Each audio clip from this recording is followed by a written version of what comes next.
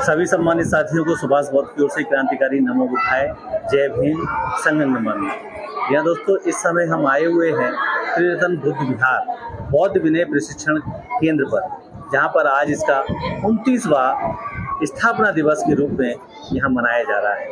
आज इसी परिप्रेक्ष्य में आगरा से, टुंडला से और आसपास के क्षेत्रों से यहाँ पर सैकड़ों की संख्या में धम्म उपासक और उपासिकाएं यहाँ पर मौजूद रहे। आज पूज्य भिक्षु संघ द्वारा आज सभी को धम्म देशना से उनको लाभ पहुँचाया गया और सभी ने बुद्ध के मार्ग को आत्मसात करने का संकल्प लिया। और यहाँ जो बुद्ध विहार बना हुआ है वो आर्य अष्टांगिक के तर्ज पर है, क्योंकि जहाँ जहाँ कदम पड़े गौतम के, वहाँ वहाँ सम्राट अशोक के द्वारा बौद्ध स्तूपों का निर्माण कराया गया था। इसी परिप्रेक्ष्य में आज यहाँ पर जो हमारे बीच में नहीं है, पूज्य भिक्षु ज्ञान रतन महाथेरा जी, उनके ही अथक प्रयासों से, उपासकों के सहयोग से इस बुद्ध विहार को, जो बुद्धा जी के ताल के नाम से यहाँ कभी सम्राट अशोक ने इस बुद्धा का ताल का निर्माण कराया था, आज उसी की तर्ज पे इस बुद्ध विहार को आर्य अष्टांगिक के तर्ज पर इसको बनाया गया है, जो बेहद ही खूबसूरत है और इसकी जो छटा है वो देखते ही बनती है। आज हमारे बीच में हमारे बड़े भाई समान शोभन सिंह बौद्ध जी भी हैं, जो आज ही नहीं, निरंतर जब से बुद्ध के मार्ग को उन्होंने अपनाया है तब से वो हमारे साथ में इस बुद्ध विहार पर आते रहते हैं। सर, आप यहाँ पर आए हैं, आपको यहाँ से कैसा अनुभव लगता है और क्या संदेश देना चाहते हैं? हम 12 साल से आ रहे हैं यहाँ पर। 12 साल से आना शुरू किया है हमने, जब से यहाँ पे ज्ञान रतन जी भी थे, बौद्ध जी, और हमारे बनते दर्शनदीप भी रहते थे, तब से हम आ रहे हैं। हमको बहुत यहाँ पे शांति मिलती है और बुद्ध के मार्ग पर चल रहे हैं। इन्हें बताया है, उस मार्ग पर हम चलने का पूरा प्रयास करते हैं और हमारा पूरा परिवार भी प्रयास कर रहा है। जिन जिन लोगों ने बुद्ध का मार्ग अपनाया है, आत्मसात किया है, उनका हमेशा ही कल्याण होता है। और इस त्रिरत्न बुद्ध विहार बौद्ध विनय प्रशिक्षण केंद्र का स्थापना दिवस के रूप में यहाँ मनाया जाता है। आज हमारे बीच में हमारे पूज्य भिक्षु दर्शनदीप जी महाथेरा जी हमारे बीच में मौजूद हैं। भद्दे जी, आपको पहले तो सबसे पहले वंदनामी, और आपके सानिध्य में हम पूरे टुंडला के लोग यहाँ पर आए हैं। तो यहाँ पर आप कितने वर्षों से आ रहे हैं और आपका क्या योगदान है और किस तरह से आप यहाँ बुद्ध की शिक्षा को जन जन तक पहुँचाने का काम करते हैं? पूज्य भद्दे जी ने इसको, यहाँ पे भगवान बुद्ध आए हुए थे ना, इसे आगमन पर भगवान बुद्ध यहाँ रुके थे, तो उस उद्देश्य से यहाँ जो प्रशिक्षण केंद्र बनाया गया था, भिक्षु विनय प्रशिक्षण केंद्र, इस उद्देश्य से कि आज भंती जो है वो ट्रेंड नहीं है, यहाँ सारे प्रशिक्षण लेंगे और अच्छे भंते बनेंगे जो गांव में जाकर के अच्छा प्रशिक्षण देंगे। और बाबा साहब का जो अंतिम सपना था कि मेरा भारत बुद्धमय हो, ऐसी कल्पना की थी बाबा साहब गुरु जी ने, तो वो सपना अब साकार होते दिखाई पड़ रहा है। कि हम देख रहे हैं टुंडला से लगा के आगरा तक लगा के यहाँ हजारों की संख्या में जो उपासक उपासिकाएं आई जो हैं, उनमें बहुत ही उत्साह है। और मैं आपको तो बहुत साधुवाद देना चाहूँगा, आपका तो सहयोग बहुत ही रहा, सारे पंखे लगवाना, सारे देखना आप ही का काम रहा है। तो मैं आपको बहुत सबको साधुवाद देना चाहेंगे और ये सपना आपका साकार होगा। बहुत साधुवाद। आप ज्ञान प्राप्ति करने के पश्चात में पूरे भारत का भ्रमण किया, एटा से आते हुए यहाँ बुद्ध जी के ताल पर भी आए। तब सम्राट अशोक ने इसको बुद्धा के नाम से, ताल के नाम से इसका जीर्णोद्धार कराया। यहाँ पे जो पूज्य बनते रहे हैं ज्ञान रतन जी, उनके ही अथक प्रयासों से उपासकों के द्वारा इस बुद्ध विहार का निर्माण कराया। और उसके अब भद्दे जी के चले जाने के पश्चात में अब इस बुद्ध विहार की देखरेख या बौद्ध विनय प्रशिक्षण केंद्र को कैसे स्थापित, किस तरह से चलाए जाने का यहाँ पर अनुमान? अभी मीटिंग हुई थी बाबा साहब ज्ञान रतन जी के पुण्यतिथि पर, तब ये तय हुआ जो लोगों ने 2-2 लाख रुपया दिया था, तो ये कहते थे बिहार बंद मिलता है, तो वहाँ पर पूरा विश्व संघ को समर्पित किया गया कि यहाँ जरूर 4-6 बनते रहेंगे और कभी ये बिहार बंद नहीं रहेगा। तो मैं आपको इतना ही कहना चाहेंगे कि हमारा दुर्भाग्य रहा कि बाबा साहब का सपना था, बाबा साहब उंगली उठा रहे हैं कि पार्लियामेंट में पहुँचो। हमारा 90% वर्ग जो है शासन सत्ता में नहीं पहुँच पाया। अगर सम्राट अशोक राजा न होता तो वो 84 स्तूप नहीं बनवा पाते। तो मैं आपको ये कहना चाहेंगे कि अब हम ये भी देख रहे हैं कि लोग पलट रहे हैं सरकार की नीति को देख करके, जिसमें हम देख रहे हैं हमारा जो विपक्ष भी तैयार हो गया है। तो उम्मीद है कि पुनः वो आशाएं जगते होंगी और लोग बुद्ध को समझेंगे और यहाँ पे आकर जुड़ेंगे और वो कल्पना साकार होगी। चलिए, बहुत बहुत साधुवाद भंते जी ने कि आप बहुत जल्द ही जो बाबा साहब का सपना था कि भारत को पूरा बौद्धमय बने, तो ये सिलसिले में जल्दी ही भारत को बौद्धमय बनाने की दिशा में भंते जी द्वारा और उपासकों के सहयोग से बाबा साहब के इस मिशन को भी पूरा करने का हम संकल्प लेते हैं। इन्हीं आशाओं के साथ आप सभी लोग मेरे इस चैनल पर आप जुड़े रहें। कुछ और लोगों से भी आपको रूबरू कराऊंगा, तब तक आप। और यहाँ पर तथागत गौतम बुद्ध के पांव पड़े थे। न केवल भगवान बुद्ध के पैर पड़े थे, बल्कि आगरा एक ऐसी सस्य श्यामल पावन भूमि है, यहाँ पर तथागत गौतम बुद्ध के भी पैर पड़े थे। यहाँ पर बोधिसत्व डॉक्टर अंबेडकर जी के भी पैर पड़े थे। चक्की पार्क पे जो बुद्ध विहार बना है वो पूर्वोदय बुद्ध विहार है, जहाँ भगवान बुद्ध ने बुद्ध की प्रतिमा बाबा साहब डॉक्टर अंबेडकर लेकर आए थे, वहां उन्होंने लगाई। इसके बाद एतमादपुर भी एक ऐसा ऐतिहासिक स्थल है जहाँ पर बुढ़िया का ताल है, जो आज इसको बुढ़िया का ताल बताते हैं। दरअसल इसका नाम बुद्धा का ताल था और बुद्धा के ताल को लोगों ने बुढ़िया का ताल बता दिया। तो ऐसी ऐतिहासिक जगह पर यह जो बुद्ध विहार बना है, ये बुद्ध विहार हाईवे से जुड़ा हुआ है और ये बहुत अच्छा सुंदर नैनाभिराम बुद्ध विहार है। इसको बनाने में आगरे की जनता ने अपना दान दिया है, अपना सब कुछ न्योछावर किया है, धन दिया है, जिससे ये बुद्ध विहार बना है। और भगवान बुद्ध की प्रतिमा भी यहाँ बहुत सुंदर आई है। यहाँ पर लंका के लोग भी यहाँ आते रहते हैं, बहुत दूर दूर के प्रवासी और देखने वाले लोग, यात्री लोग आते हैं यहाँ पर, और इसका वर्णन कई जगह पर भी है। और ये स्मारक जो है, ये आपके पुरातत्व विभाग ने इसे ले रखा। तो ये जो बुद्ध विहार है, ये बुद्ध विहार बनाने में बहुत लोगों ने मेहनत की है, बहुतों का पैसा लगा है, तब जाकर ये बुद्ध विहार बना है। लेकिन इस बुद्ध विहार में जो उपयोगिता है, भिक्षुओं को जिस प्रकार रहना चाहिए, भोजन की व्यवस्था होनी चाहिए, ऐसी व्यवस्था यहाँ पर अभी है नहीं। क्या है संक्षेप में और उसको बताइए, मैं आपको एक चीज ऐसी बताऊंगा जिसका नाम प्यूरिटी है। क्या? प्यूरिटी, क्लियरिटी, प्यूरिटी और ह्यूमिलिटी, ये जितनी है ये अष्टांगिक मार्ग में है। आप पूछे कैसे, अब मैं आपको समझाऊंगा। देखिए, भगवान बुद्ध की जो प्रतिमा है, कुछ प्रतिमा ये नहीं, दूसरी प्रतिमा ऐसे है। कैसे है? देखिए, ऐसे होने का मतलब ये है, देखिए, एक इधर देखिए, 1 2 3 4 5 6 7 और ये 8। देखो, तो ये अष्टांगिक मार्ग है। सम्यक दृष्टि, सम्यक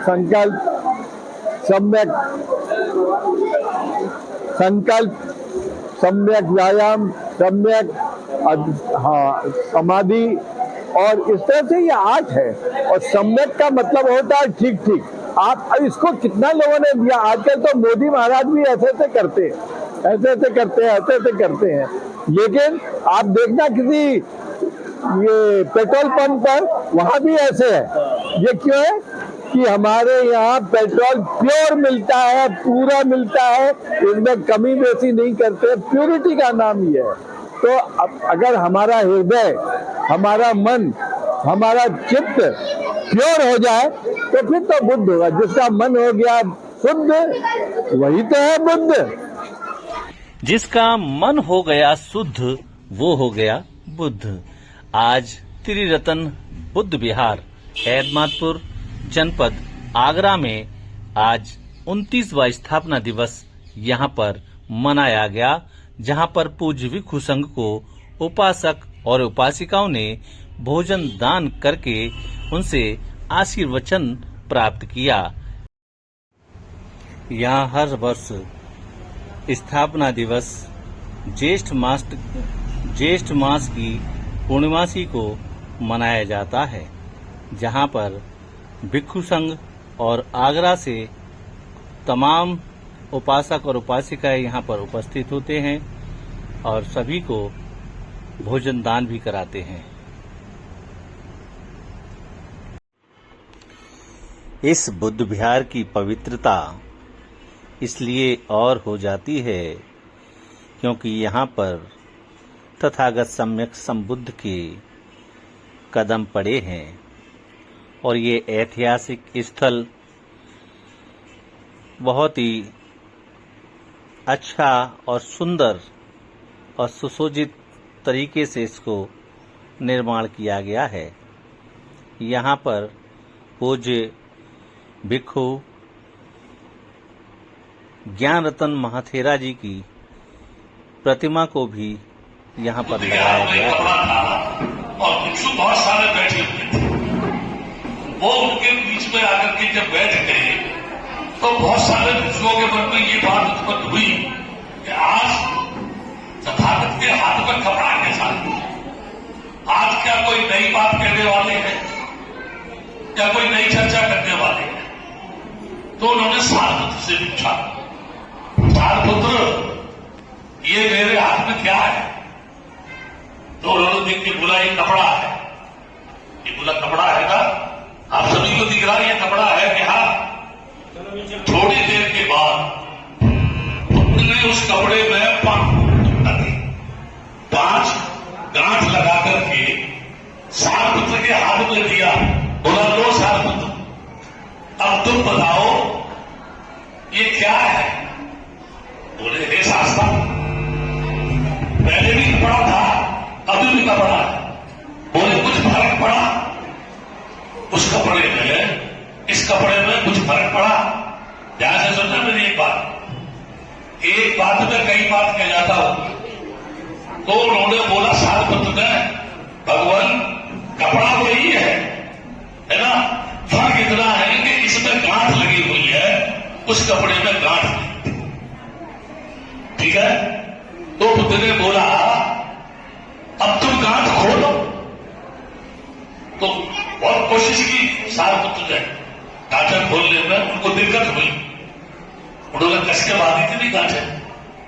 तो बुद्ध ने बोला हमारे अंतःकरण में काम, क्रोध, मद, लोभ, तीव्रता, ये 5 जो गांठें हैं हमारे अंतःकरण की भीतर के अंदर, जो हमको शांत नहीं होने देती है और वो हमको अपने स्वरूप को नहीं पहचानने देती है। क्योंकि अंदर गांठ लगी हुई है, वो खुली नहीं है। जिस दिन वो गांठ खुल जाएगी, जैसे कपड़ा साफ दिखाई दे रहा था आपको, बात गांठ लगाते थे उसका रूप बदल गया। कपड़ा तो वही था, रूप बदल गया। ठीक इसी प्रकार से आदमी का मन जो है, आदमी का तन जो है, आदमी का जो चेहरा है, अगर वो अंतःकरण की 5 गांठों को खोल दे तो ऊपर से मुस्कुराता हुआ, हंसता हुआ, चमकता हुआ, करुणा और मैत्री की भावना उसके चेहरे पर झलकती हुई हमको दिखाई दी। तब बुद्ध ने भिक्षुओं से कहा, भिक्षुओं तुम अपने अंतःकरण की इन 5 गांठों को खोलने का प्रयास करो। जब तक ये 5 गांठ खुलेगी नहीं तुमको परेशानी हो। आपने देखा होगा कोई कीड़ा लेके आया या कोई कुछ लेके आया तो गांठ भी खोल रहे हैं, पकड़ के उसको बुद्धि को इस्तेमाल नहीं कर रहे, ताकत को इस्तेमाल कर रहे। यदि हम भिक्षु होकर के दृष्टि, रक्त की, पुरुष की, महिलाओं की, सबके ऊपर की बात होती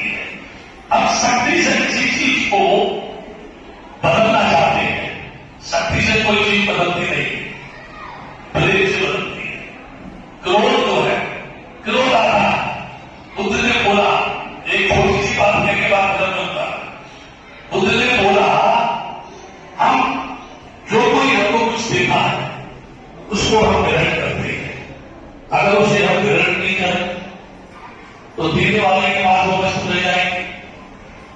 वो नियम से भिक्षाटन करने जाते थे और एक उपासक तुरंत देखते ही दान देता था। आ गया, बंडल करके आ गया, दस्त आ गया है, एक मुद्दा लफंगा, इसको शर्म नहीं आती है, जो मन में आता वो बोलता, लेकिन वो निरंतर रोज नियम से उस आदमी के घर के पास जाते। जैसे गौरव में करते वैसे उसी घर में भी जाते, सिवाय गालियों के उनको कुछ नहीं मिलता, लेकिन उनका निरंतर उसके दरवाजे में जाना चाहता। एक दिन के बाद उपासना की शुरू, मैं बात कर रहा हूं तो जरूर तुम्हें कुछ आएगा ना, मैं कोई बात नहीं, तो जल्दी कर रहा। वो 2-3 दिन जब उसके दरवाजे पर गए तो वो गाली देने वाला आदमी ने गाली नहीं दी। उन्होंने पास पड़ोसियों से पूछा कि भैया ये अच्छा आदमी कहता था, मुझे रोज मिलता था, बड़ी अच्छी अच्छी बात करता था मेरे से। उन्होंने ये देखा कि गाली देता था, बहुत अच्छी अच्छी बात करता था, मेरा मन भी बहुत प्रसन्न हो जाता था। कई दिन से मैं देख रहा हूं वो अच्छी अच्छी बात करने वाला दिखाई नहीं देता। तो किसी ने बोला, भगवान वो तो बीमार है। वो तो उस बीमार आदमी के पास पहुंचे, बोले उपासक, मैं कई दिन से सोच रहा था आपके वो स्वर, मीठे स्वर आपके, मीठी वाणी आपकी मुझे सुनने के लिए नहीं मिल रही थी, इसलिए व्याकुल हो रहा था कि एक उपासक नियम से मुझे अच्छी अच्छी बातें कहता था, अचानक वो अच्छी बात कहने वाला कहा। वो उसके अंतःकरण से आवाज आई, तू कितना दुष्ट है, जो बुद्ध को गाली देता था, उसका अपमान करता था, उसे जलील करता था और बदले में भिक्षा के नाम पर कुछ भी नहीं देता था। लेकिन आज वो स्वयं जिसको राजा महाराजा दर्शन करने के लिए जाते तो सर्वस्व छोड़ करके भिखारी बनकर फुटपाथ पर घूम रहा है। आज स्वयं तो तथागत मेरे सामने खड़ा हुआ है, उठ करके वो पैरों में गिर के बोला, हे शास्त्रा मुझे माफ करो। बोला नहीं, माफी मांगने की कोई जरूरत नहीं है, आप तो अच्छा इंसान है, आपके अंदर जो चीज है, जिस चीज से आप परेशान हैं, जिससे आप बीमार हैं, उसको अंदर से निकाल। तेरे मन का अहंकार उसे खत्म कर, तेरे मन का क्रोध है उसे खत्म कर, तेरे मन में जो दुष्टता है उसे खत्म कर, तेरे मन के अंदर को जीतने की जो इच्छा है उसे खत्म कर, तेरे मन के अंदर सब अमीर बनने की भावना है उसे खत्म कर, तेरे मन के अंदर सारी दुनिया जीतने की जो इच्छा है उसे समाप्त कर। जिस दिन इंसान अपने आप को समझ करके अपने मन को जीत लेगा, अपनी दुष्टता कर लेगा, अपने लोभ से मुक्त हो जाएगा। पर एक जमीन खरीद करके उसमें बुद्ध विहार का निर्माण किया गया था। उस दिन से ही दिवंगत हमारे आदरणीय भक्ति ज्ञानानंद जी ने इस कार्यक्रम की शुरुआत की थी और इसमें उन लोगों को बुलाया जाता था या सहयोगी है या जो दान दाता है या उनके साथ कार्य करने वाले लोग इसमें बढ़ चढ़ कर हिस्सा लेते थे। अब यहाँ जो हमारे भक्ति ज्ञानानंद जी के जो विचार, यहाँ बुद्ध भूमि जो दुनिया का ताल है, ये पावन भूमि है, इतिहास में इसका एक रिकॉर्ड है। उससे प्रेरित होकर उन्होंने कहा कि बुद्ध भूमि है तो यहाँ उद्धार होना चाहिए। 1996 में, फरवरी 1996 में हमारे पूर्वज और हम लोगों ने मौसी भाई साहब हम छोटे थे और भी हमारे आदर्श थे हमारे पिताजी हरिओम गौतम और बहुत सारे लोग थे, जगन्नाथ आदि भाषण सभा के अध्यक्ष थे और कीटक सिंह जी थे और भी बहुत से लोग थे लोग यहाँ पर 1996 फरवरी में एक 3 दिवसीय वर्चुअल सम्मेलन का आयोजन किया था, जिसमें बच्चे सम्मेलन किया गया था। कमिश्नर थे उस समय आज है चीफ गेस्ट के तौर पर आगे किया जाता था। जब कार्यक्रम संपन्न हुआ तो भक्ति जी ने यहाँ पर विचार रखने के कहा कि उनकी नहीं सहयोग मिल जाए, जल्दी मिल जाए तो मैं आपको यहाँ बनाना चाहता हूँ। तो उन्होंने यहाँ विचार जब रखे तो हमारे वरिष्ठ हमारे चाचा जी थे, उन्होंने उसे गंभीरता से लिया और जमीन प्रदान भी कराई। तो इस भूमि विहार का निर्माण शुरू हो सका, जो आज विवादित है। विवाद तो नहीं था, इसमें कुछ परिस्थिति बन गई तो विवादित बन गया और आज भी तब से विवाद खत्म होने के बाद उसमें ताला पड़ा हुआ है। बड़ा दुखों के साथ मैं अवगत भी कराना चाहता हूँ। बुद्ध विहार हिंदू संघ के होते हैं, उपासक केवल पूजा अर्चना के लिए आते हैं, सहयोग करते हैं, चाहे ये हो या कोई हो। आज भक्ति जी हमारे बीच में उनके साथ क्या व्यवहार हुआ, क्या वो झीला वो उनके साथ चलाया, इसलिए शिकायत की। तो आज एक पीड़ा यही है कि हमारा एक पीड़ा होती है, कोई काला नहीं पड़ा है, सारी सुविधाएं संपन्न होते हुए उसमें सब कुछ ठीक ठाक है। जो खंडित हुआ था उसको मंत्री ने ठीक करा दिया। उसके बाद हिंदू संघ के पास 4 लोगों को किसी का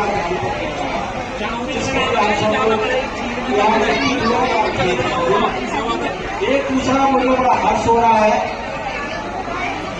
कि आज घंटे जो पूर्व नाम राजा बाबू उपासक थे, जीवन देने से पहले भी धार्मिक कार्य करते रहते थे, संपन्न थे, उन्होंने संकल्प लिया कि बनते चलेंगे, मैं उनकी कभी महसूस नहीं होने दूंगा और संकल्प लेता हूं कि मैं अपने भूमि विहार एक्ट को देखे अपने ऊपर अपना जिम्मा देता हूं और मैं कहूंगा हमें इस